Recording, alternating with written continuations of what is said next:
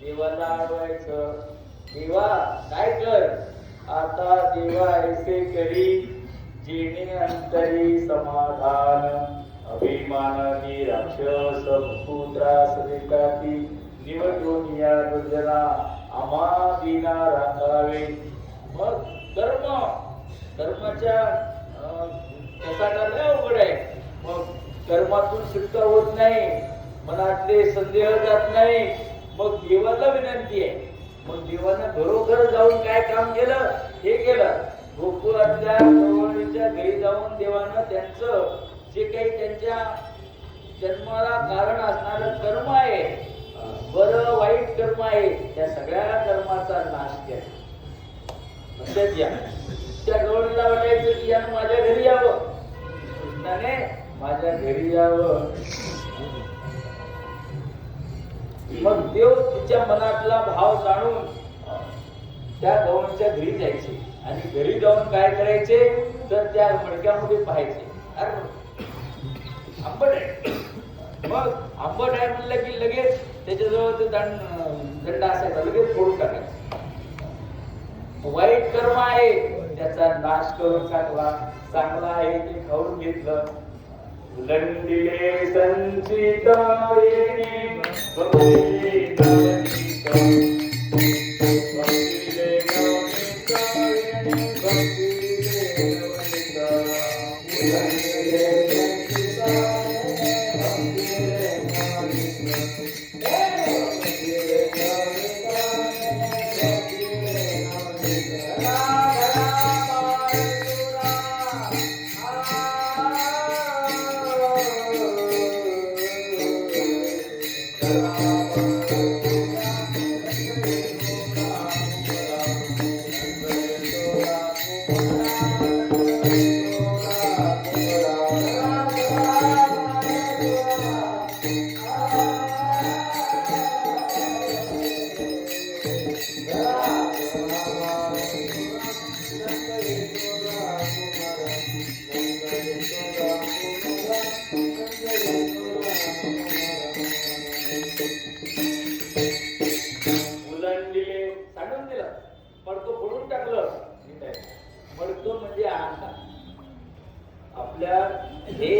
हे जे शरीर आहे या शरीरामध्ये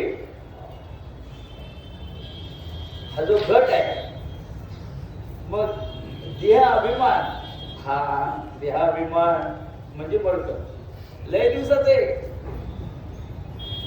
एक गव्हर्नमेंटमध्ये यशोदाच म्हणली म्हणजे आपल्या घरचं काय झालं, श्रीकृष्णाला मांडीवर घेतलं. कृष्ण म्हणावा जी करीतो विचार, माता प्रेम फार दाखविते, पहावे तिचे प्रेम किती सच्च, असे का रमत प्रपंचिते. कृष्ण म्हणलं, आई म्हणू लागली काय मी भाग्यवान आहे, एवढा मोठा परमात्मा माझ्या पोटी जन्माला आला. ती स्वतःला धन्य समजू लागली आणि लय जीव लावू लागली कृष्णाला. मग कृष्ण म्हणला यांचं खरं प्रेम पाहावं, लय जीव लावू लागली. श्रीकृष्णाने काय केलं, माता प्रेम फार दाखविते, पहावे तिचे प्रेम किती सत्य. खरं किती प्रेम आहे, तिचा जीव संसारात आहे तर माझ्यात आहे. मग अग्नी नारायणा प्रेरित आपण दूध उतवून दवडिले. अग्नी नारायणाला लगेच मिस कॉल केला, स्नान केल्याबरोबर लगे अग्निनारायण भडकला चुलीवर दूध होतं, ते दूध लागलं उतू जायला, दूध उतू जायला लागलं, बरोबर कृष्ण लोटून दिला आणि पळाली दुधाला सावरून टाकला. कृष्ण म्हणला, हा मला जीव लावत होती आणि दूध उतू चाललं तर मला लोटून दिला. कृष्णाला राग आला, हिचा जीव माझ्यात नाही, हिचा जीव दुधात आहे. कृष्णाने तिथे मोठं मडकं होतं, एवढं माठ, जुना माठ होता, तिथं दगड घेतला आणि त्याच्यावरच मडक्यावर तो रांजण फोडून टाकला. मडकून ते रांजण, तो रांजण फोडला, रानो माळा दूध व्हायला देई टाकलं. मग सगळीकडे पसरलं. मग पकडा कृष्णाला पकडा मिठा, आणि याला आमच्या सासूबाई पासून जो माठ होता तो रांजण फोडून टाकला. मी नाही कधीपासून अहंकार जपून ठेवला. रांजण म्हणजे रवी लावण्याचा जो रांजण होता तिचा, तो सासूबाई पासून होता म्हणे, आणि याला फोडून टाकला. आता याला पकडा. मग धावती गवळणी कवतो गेला चक्रवाणी, फोडून गेला. देव म्हणतो, माय मला हे आवडत नाही. काय तो रांजण फोडला म्हणजे अहंकार जो होता, देह अहंकार जो होता, तो देह अहंकार त्याने नष्ट केला. सांगून दिले काही आंबट वासाचं दही होतं, ताक होतं, ते सांडून टाकलं, उलट दिले. संचित म्हणजे तुम्ही केलेलं कर्म तुमच्या खात्यात जमा आहे, नाही का? केलेलं कर्म कर्मी लय मुरावे, ही सुखदुःखी पळावे, दयाचे भोगावया यावे देहाये का. तुम्ही केलेलं कर्म तुम्हालाच भोगावं लागते. मग माझ्या भक्ताला पुन्हा जन्माला याची पळ येऊ नये म्हणून भगवंतानं काय केलं, त्यांची सगळी कर्म नष्ट करून टाकले. काही खाऊन टाकले, काही सांडून दिले. संचित म्हणजे साठवलेलं. आजचं साईचं साहित्यात टाकली, उद्याची साहित्यात टाकली, परवाची टाकली, असं तयार केलं, ते संचित हे नाही. पण मग कधी कधी त्याला वास लागतो, मग ते कामाचं नसते. असं वास लागलेलं जे आहे, उलट दिले संचित वाईट कर्म आहे. थोडक्यात ते वाईट कर्म भगवंताने त्या ठिकाणी नष्ट केलं, सांडून दिलं, आणि जे चांगलं आहे ते शुद्ध कर्म भक्षण करून टाकलं. तिने बक्षिले नवनीत धरा धरा बाळसुरा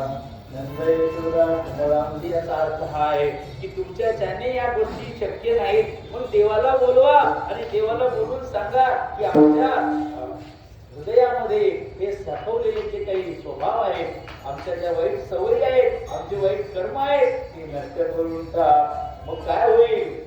भगवंताच्या प्रसादानं नाशियले कर्म प्रारब्ध क्रियमान.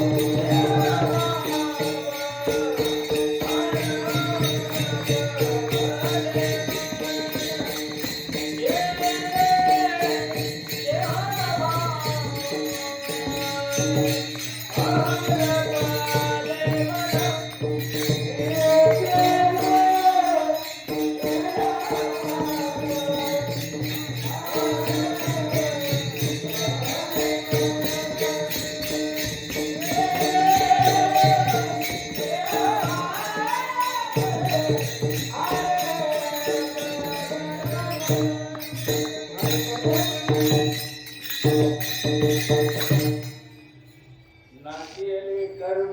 भगवंतानं काय केलं, घरी येऊन चोऱ्या केल्या, डोळे चांगलं खाऊन घेतलं, वाईट फोडून टाकलं. मग नाशिले कर्म प्रारब्ध क्रियमाण संचित बंधन तुटले गे. देव म्हणतो माझी या भक्त संसाराची चिंता काय, समर्थाची कांता भीक मागे, राजाची कांता असं म्हणेल का, हो 500 रुपये माझ्या गोष्टीला टाकाव, राजाची बायको. मग मनाची या जोगे सिद्धी पावे, मनात येईल तसं ती कार्य सिद्ध करू शकते. राजाची पत्नी आहे, म्हणतात माझी या भक्ता, माझ्या भक्ताला जन्म मरणाचा फेरा, मग त्याचं कर्म मी नष्ट करून टाकतो. तर त्याचं प्रारब्ध संचित क्रियमान शिल्लकच ठेवत नाही. प्रारब्ध क्रियमान भक्ता संचित नाही जाण. माझ्या भक्ताला या कर्माचा बंध मी, कारण जन्म कर्मावर ध्यानात ठेवा. प्रत्येकाचं कर्म त्याला जन्माला नेते, मग ते कर्मच देवानं नष्ट करून टाकलं. मग झालं काय, बाबा म्हणतात की त्या योगानं अंतःकरण परिशुद्ध झालं आणि मग संदेहाच्या सगळ्या गाठी झालो कुठे. त्याच्यानंतर गेले देव भाव हरपले मन, ब्रह्मानंद पूर्ण घडलेला. आधी सगळ्यात अगोदर काय सांगितलं की मन प्रसन्न होणं महत्वाचं आहे. ब्रह्मानंद झाला, मग मन हरपून गेलं, हे हरपणं महत्वाचं आहे. मग हरपण्याची जी हातवटी आहे की तुला जमत नाही, देवाला आळवणी कर. देवाच्या प्रसादानं मनाला तू भगवंताच्या चरणी लीन कर. गवळणीचं असंच झालं, गवळणीचं मन हरपून गेलं. भगवंताच्या रूपावर, भगवंताच्या लीलांच्या योगानं, भगवंताच्या गुणकीर्तीनं, भगवंताच्या लीलांच्या श्रवणानं त्यांच्या मनामध्ये भक्तिभाव निर्माण झाला आणि त्या भगवत स्वरूपाच्या ठिकाणी भगवंताच्या चिंतनामध्ये गढून गेल्या. चित्तातला उद्वेग, चित्तातली रुखरुख संपून गेली आणि शुद्ध अंतःकरणाच्या झाल्यामुळं त्या भगवंताच्या लीलांमध्ये रंगून गेल्या आणि रंगून गेल्या.